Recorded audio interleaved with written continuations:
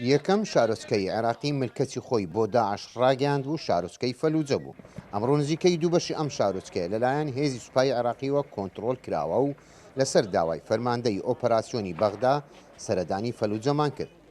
لە پێشەچیدا کە بەرچاومان کەوت شارێکی وێرانبوویمان بینی و لە هەناسەی هاوڵاتیان دابڕابوو. لە بەرامبەریش هێزی سوپای عێراقی لە ئامادەباشی دابوون بۆ لە ناوبردنی ڕێکخراوی داعش.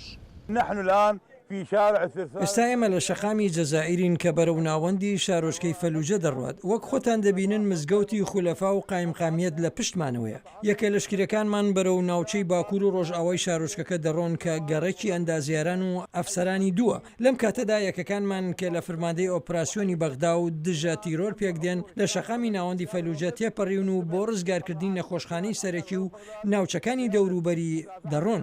چەند گەڕێکێک ماون کە چەکدارانی داعش بەکەمی تیایدا مابن. لە ڕووی تەکتیکی سەربازیوە فەلوجە کۆتایی پێهاتوو ماوەی چەند ڕۆژێکی تری ماوە ئەم شارۆچکەیە مزجینی سەرکەوتنی بەسەر ڕێکخراوی داعش ڕابگەینێ پاشەوەی کە ئاڵایەکانیان لەسەر تەلارە فەرمیەکان شکستی پێیان. ناحية عسكرية قد انتهت الفلوجة. لروي سربازي وفلوجة كوتوا هێزەکانمان لە ئاسایش و پۆلیسی ئیتیحادی و دژە تیرۆر و هێزە تەکنیکیەکان و هەروەها فەرماندەی ئۆپراسیۆنی بەغدا و ئۆپراسیۆنی ڕۆژئاوای بەغدا سەرجەم سەرکەوتنی مەزنیان تۆمار کردووە. لە چەند ڕۆژی داهاتوودا ژمارەیەک چەکداری داعش ماون ئەوانیش لەناو دەبین. پاش وێرانبوونی ئەم شارۆچکەیە لە ڕووی بوونی خەڵکەوە چۆڵ کراوە. تەنانەت دەنجی تۆپ و گول لە باران دەبیستین.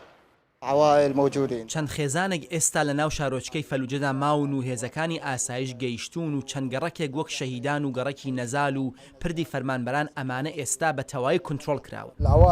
ڕێگەیەکیان بۆ دەرچوونی خێزانەکان کردوێتەوە بەرەو ئامریە لە فەرماندەی ئۆپراسیۆنی ئەنبار و ڕێگەکە سەلامەتە.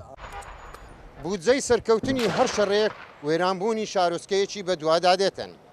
فەلوجە شێکێکە لەم شارۆچکانە کە بەهۆی شەڕی داعش وێران کراوە. بەڵام پرسیاری داڕێژرا و لێرە کەی ئەم شارۆچکانە ئاوەدان دەکرێنەوە. سڵاح بامەڕی دەنجی ئەمریکا شارۆچکەی فەلوجە.